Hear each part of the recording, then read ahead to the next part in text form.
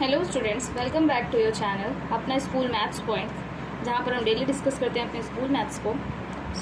आज हम 10th class की सर्कल चैप्टर को डिस्कस करने वाले हैं। तो सबसे पहले हम लोग इसमें बात करेंगे सर्कल कैसे डिफाइन होता है। तो कोई एक फ़िक्स पॉइंट ले लें, जैसे कि हम कोई एक फ़िक्स पॉइंट लेते हैं, जिसे मान लें O। फिक्स पॉइंट से सेम डिस्टेंस, मतलब कि कांस्टेंट डिस्टेंस, ये एक को पॉइंट है, तो यहाँ से एक डिस्टेंस, ये पॉइंट मान लिया हमने P1। सो इतनी ही सेम डिस्टेंस दूसरे पॉइंट पे P2, सेम डिस्टेंस P3,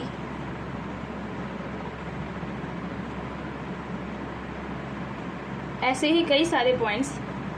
इस डिस्टेंस को हम लोग मान लेते हैं कांस्टेंट। ये R है, सेम R ये भी है, सेम R ये भी है, सेम R ये भी है। सो O क्या है? यहाँ पर एक फिक्स पॉइंट है।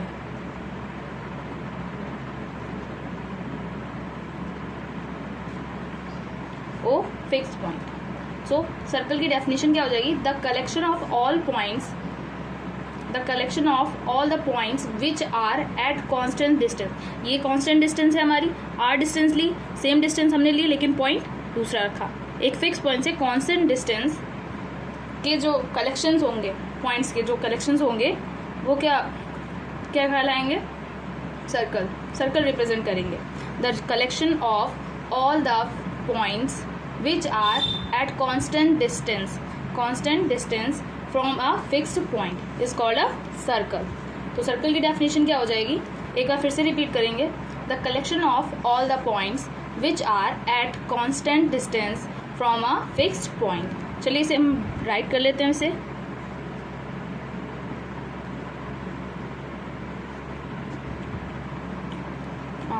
लिखेंगे, the collection of all the fixed point which are at a constant distance from a fixed point is called a circle।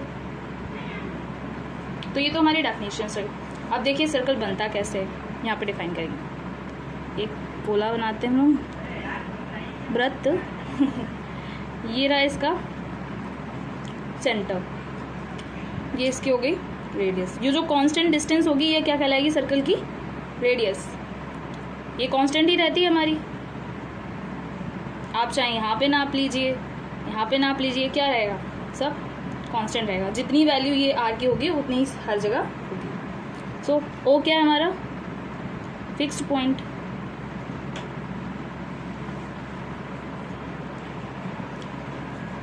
Centre ये हो जाएगा हमारा क्या क्या? Centre of a circle, centre of a circle. So इसे हम radius बोलेंगे। यहाँ कहाँ लिखें? रेडियस। चलो अब इसकी रिप्रेजेंटेशन देख लेते हैं, कैसे सवालों में से रिप्रेजेंट किया जाता है। रिप्रेजेंटेशन लिखेंगे,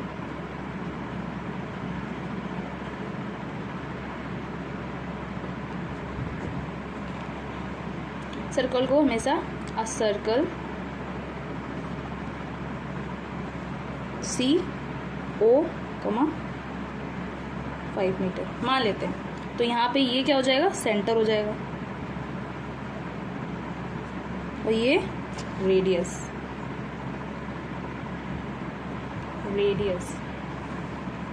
तो जर्नल वे में हम लिख सकते हैं C। सेंटर को तो जनरली हम लोग O लिखेंगे, और R ये सर्कल का रिप्रेजेंटेशन होता है। यहाँ पे ये हो जाएगा सेंटर और ये हो जाएगी रेडियस। कई केसों में कभी कभी सवाल में ऐसे भी दिया होता है ये क्या हो जाएगा यहाँ पर भी, ये circle of centre and radius ये डिफाइन करता है सर्कल को। एग्जाम्पल के लिए लिख दें अगर हम, जैसे a circle C R,6 centimetre, तो यहाँ पे इसकी पूछी जा सकती है आपसे सेंटर क्या होगा, तो R क्या हो जाएगा, सर्कल का centre, centre of a circle और 6 सेंटीमीटर रेडियस। ये तो रिप्रेजेंटेशन हो गई। अब सर्कल पे कितने पॉइंट्स होते हैं, कई सारे पॉइंट्स होंगे ना, यहाँ से तो फिक्स डिस्टेंस है, यहाँ पे भी पॉइंट होगा, यहाँ पे भी पॉइंट होगा, तो सर्कल पे कितने पॉइंट्स होते हैं, इनफाइनाइट पॉइंट्स। यहाँ पे हम लिख लेंगे सर्कल हैज़ इनफाइनाइट पॉइंट्स।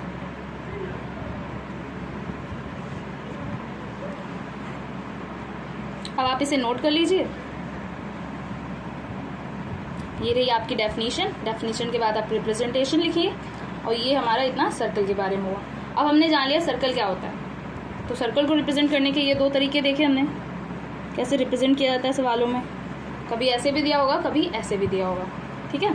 अब हम पढ़ेंगे circumference of a circle.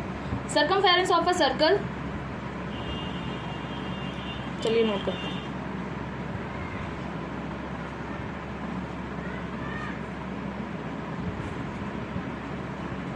Of a circle, circumference क्या होती है सर्कल की, तो सर्कमफेरेंस को बोलते हैं length of boundary, length of boundary, I mean to say, sorry भूल गई मैं, length of boundary. Length of boundary means ये रहा हमारा सर्कल, सर्कल का ये सेंटर है, ये डायमीटर है, और ये जो बाउंड्री है ये जो बाउंड्री है, इसकी जो इतनी लेंथ होगी वो क्या कहलाएगी, सर्कमफेरेंस, सर्कमफेरेंस ऑफ सर्कल। तो यहाँ पे लिख देंगे सर्कमफेरेंस कितनी हो जाएगी इसकी,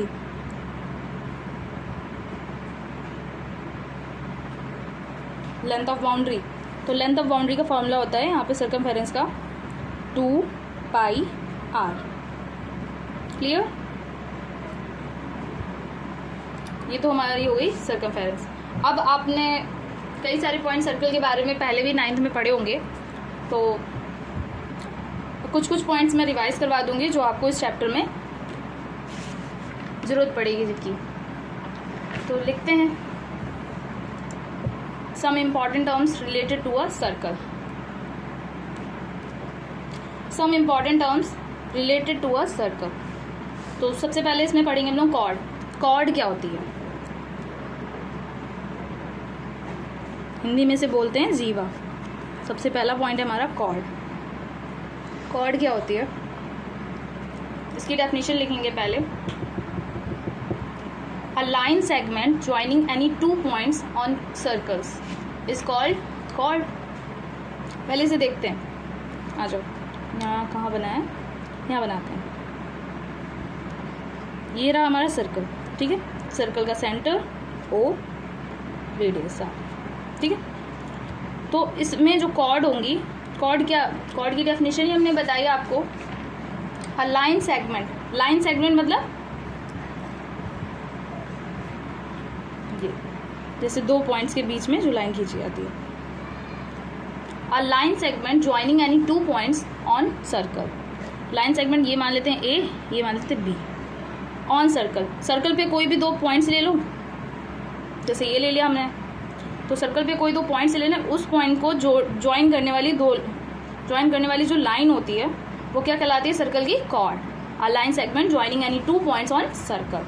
तो ये हो जाएगी। और कितनी खींच सकते हैं, यहाँ से ऐसे भी तो खींच सकते हैं, कोई भी 2 पॉइंट सर्कल पे, सर्कल की बाउंड्री पे होने चाहिए बस, ठीक है।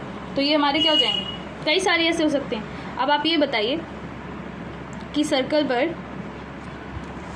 कितने पॉइंट्स होते हैं, इनफाइनाइट पॉइंट्स होते हैं।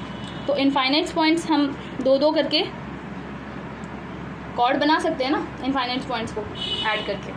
तो क्या हो जाएगा, तो हम यहाँ पे लिख सकते हैं सर्कल हैज़, पूछा जाए आपसे अगर क्वेश्चन सर्कल की कितनी कॉर्ड्स होती हैं, तो सर्कल की कितनी कॉर्ड्स होंगी, infinite.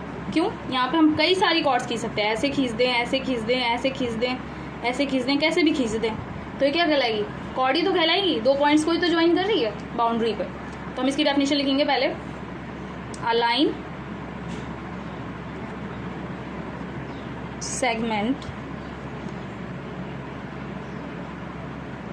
joining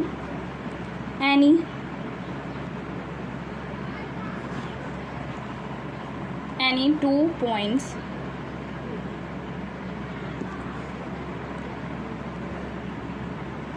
on circle is called chord of circle।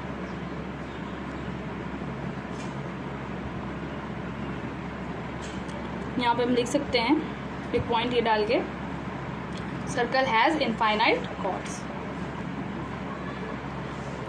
या फिर ये लिख सकते हैं infinite number of chord are possible. यहाँ पे लिख लें सर्कल, नोट डाल के लिख लीजिएगा आप, सर्कल हैज़ इनफाइनाइट कॉर्ड्स।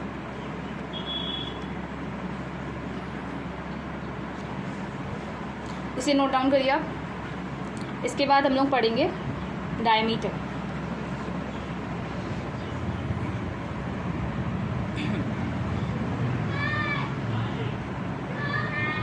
चलिए हेडिंग डालते हैं डायमीटर। डायमीटर क्या होता है,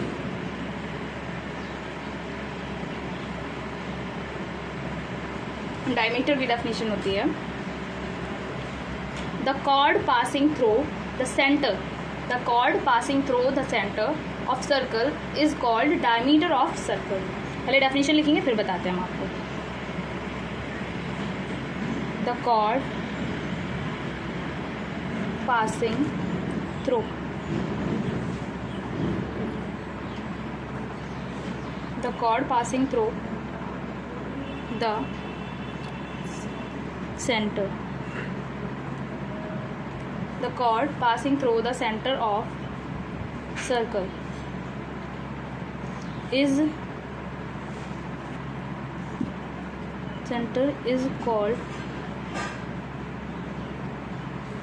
is called diameter of circle। the chord, एक minute, the chord passing through the center of circle is called diameter of circle। जीवा, कॉर्ड को जीवा बोलते हैं और डायमीटर को व्यास बोलते हैं, ठीक है। ये हमारा सेंटर रहा। कॉर्ड क्या होती है, कॉर्ड तो होती है, कॉर्ड क्या होती है, अ line segment joining any two points of circle. Circle की बाउंड्री पर कोई भी दो पॉइंट्स हो, उनको ज्वाइन करने वाली जो लाइन सेगमेंट होती है वो क्या कहलाती है, कॉर्ड कहलाती है।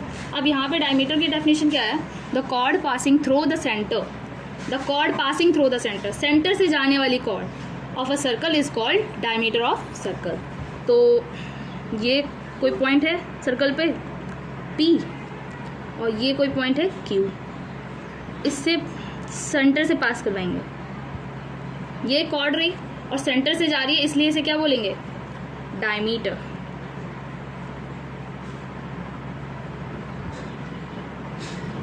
और भी खींच सकते हैं हम, यहाँ पे ये पॉइंट ले लिया हमने, ये पॉइंट ले लिया, मान लिया A और ये B, एज्यूम कर लेते हैं AB, ये बन गई कॉर्ड।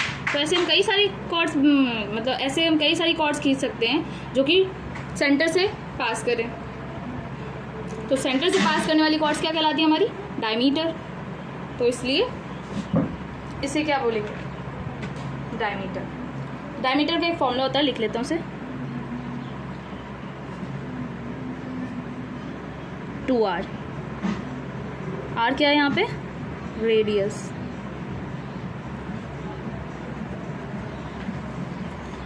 अब डायमीटर कितने हो सकते हैं सर्कल पे, इनफाइनाइट डायमीटर भी तो हो सकते हैं सर्कल पे। जब कॉर्ड्स इनफाइनाइट होती हैं तो डायमीटर भी इनफाइनाइट होंगे, क्योंकि कई सारे लाइन सेगमेंट्स हैं जो सेंटर से पास करवा सकते हैं। तो यहाँ पे नोट डाल के आप लिखिए, diameter is the longest chord of the circle। दूसरा पॉइंट यहाँ पे लिखेंगे, इनफाइनाइट diameter are possibles